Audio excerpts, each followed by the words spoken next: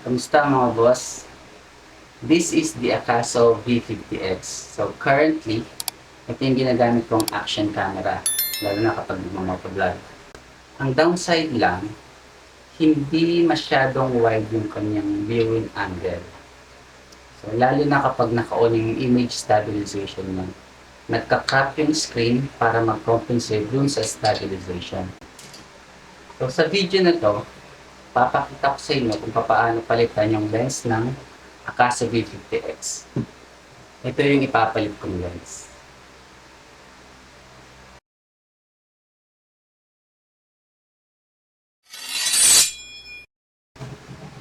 So ito yung lens na gagamitin natin.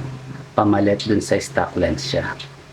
Ayan, meron siyang IR 1.7mm, 5 megapixel, then meron siyang 1 by 2.5. So para mapalitan natin yung lens ng Akaso V50X, para mapalitan natin yung lens niya, kailangan nating alisin tong front cover. So para maalis tong front cover, kailangan mo lang ialisin yung lock niya dito. Dalawa yan.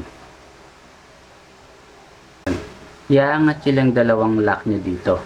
So pag naangat nyo na yan, dandahanin yung iangat yung sa mga gilid niya.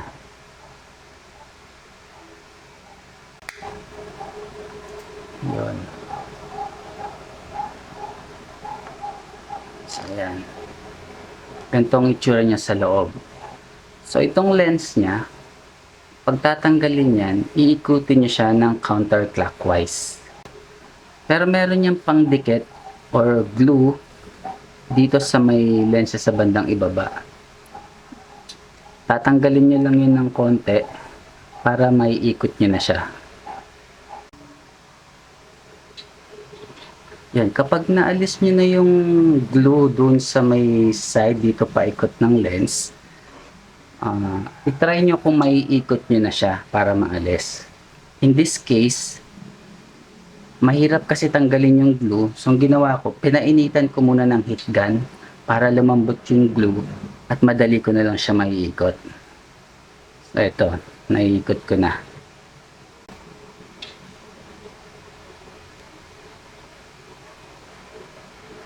So, ayan. Ganito yung itsura niya sa loob. Huwag nyo nga hayaang madumihan yung sa loob dahil makaka-apekto yan dun sa quality or dun sa image ng camera. Bago nyo pala ilagay yung kanyang bagong lens, kailangan nyo munang ibalik tong kanyang cover kasi mahihirapan kayo sa paglagay ng bagong lens kapag hindi nyo unyo na tong cover. Bago nyo ibalik yung cover, alisin nyo muna tong bilog na part na to.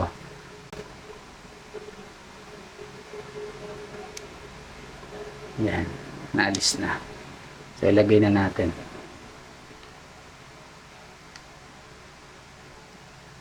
Just make sure sa pagbabalik ng cover, lapat na lapat siya sa gilid. Then, ilagay na natin tong bagong lens. Sa paglalagay ng lens, siguraduhin nyo lang na pantay siya.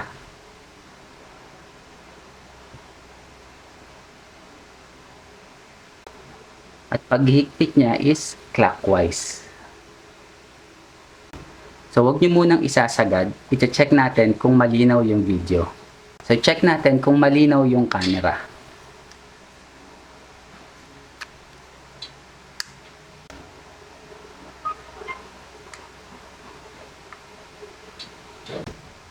So, nakikita nyo malabo yung camera. Para mapalinaw natin yung camera, kailangang ikutin nyo yung lens niya ng clockwise. Hanggang sa luminaw na yung camera. Ayan.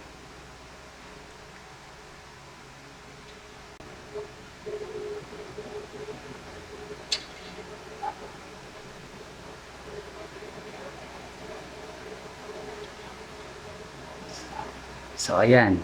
Luminaw na yung camera. So, ayan. Napalitan na natin yung kanyang lens at malinaw na yung kuha niya. So, test na natin.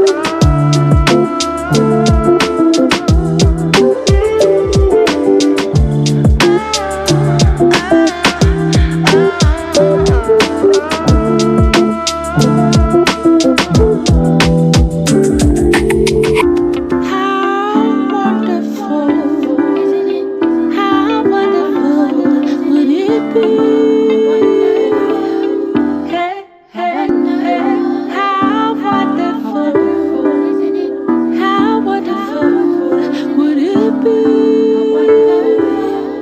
Yeah, yeah.